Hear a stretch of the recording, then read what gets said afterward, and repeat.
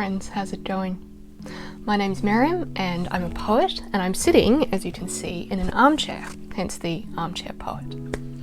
Now I wanted to share two pieces with you today, one of which is mine, and it was in my first book called The Common Condition. The second piece is from another book that's been inspiring me this week. It's called The Swelling Year, Poems for Holy and Ordinary Days by Matthew Puller, who's very talented. So I can highly recommend it, and I'll read one of his pieces afterwards. But first of all, this piece is called Safe, and I wrote it, this is quite a throwback for Throwback Thursday, that's appropriate, probably when I was maybe 17 or 18, as a reflection on a time when I lived with my parents in Damascus in Syria, and the place that we lived in was quite conservative, and so it was culturally appropriate for my mother and I to dress in a more culturally conservative way. And one of the ways that we did that was to wear a headscarf. And that was an interesting experience for me because it's not part of my faith, it's not part of what I sort of see as necessary or something that I would automatically reach for modesty, but it helped me to think through how I felt about it and just to kind of reflect on what this might be like for women who wore headscarves every day. Now I want to be really clear that I'm not Muslim, and I can't speak from the experience of wearing this every day or of making a decision to wear a hijab or a headscarf from a faith perspective. But this is the reflection that I wrote at that time, and I thought you might find it interesting. It's a bit more prose than poetry, but even my prose is quite meandering poetic, so hopefully you enjoy it. It goes like this. During my time in Damascus, my mother and I chose to wear the headscarf for reasons of cultural modesty, and the following is a reflection on that period of time. It felt exotic at first.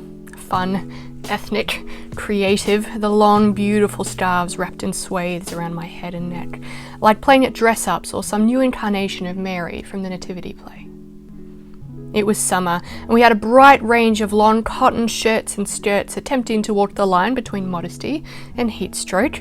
I got used to the heat in the end, but it took me a while longer to get used to the headscarf, and the novelty soon wore off. I was sitting on our small balcony in the warm night air, trying to get a sense for the city. The street was dark in the late evening, our local fruit seller's stall just a shadow and his sleeping form a dark blot on the pavement.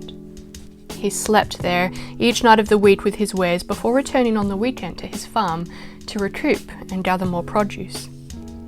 The main road was noisy in the distance, and the mosque minarets glowed with their green lights against the skyline.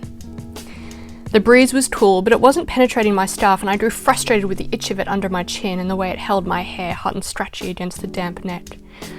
I felt controlled and restricted, and I soon stomped back inside where the curtains made it possible for me to walk around in shorts and a t-shirt, away from the eyes of the street.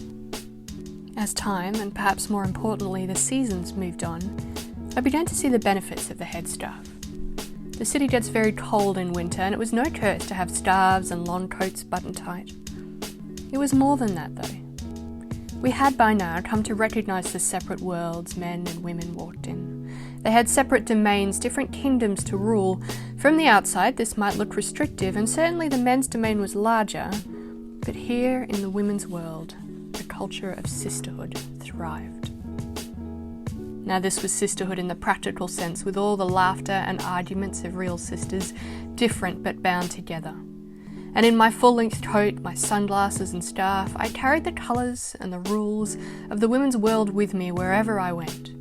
Here, behind my flags of modesty and propriety, I was untouchable.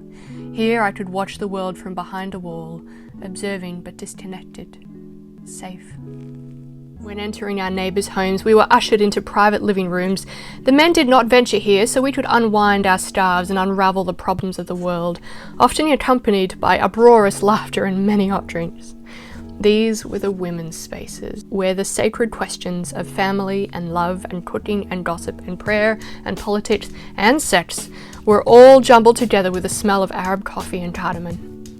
And whenever I returned to the street once more, I carried their stories in the folds of my scarf, safe behind my sunglasses and coat. Now, I enjoy living in the freedom of Australia now, without its cultural need for the staff or the wall, but still I sometimes miss the code of propriety, the rules we all knew and played by, the safety of my headstaff.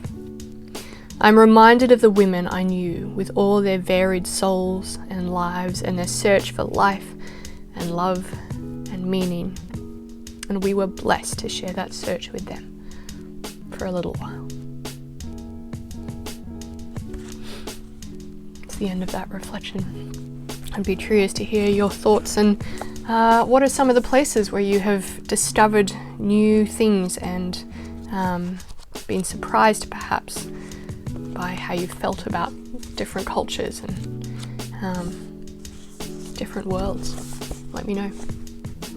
I'll just read you this piece from Matthew Puller's book, The Swelling Year. It's part of a series called Too Much Light, an Advent Cycle, and this one is called Prepare Your Knees.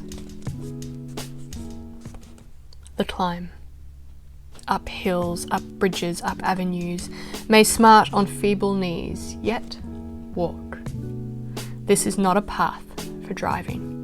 There are no lanes free, and your mind will not process the path from inside a car. Static and traffic bound, you would not see the guiding star, and will not feel the weakness of your knees, which speaks much more of need than traffic knows. So walk. The road is long, yet rises to meet you as you greet the sun.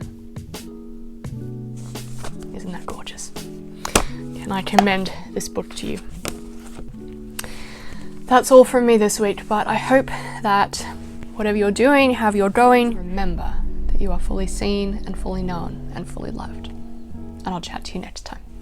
Bye.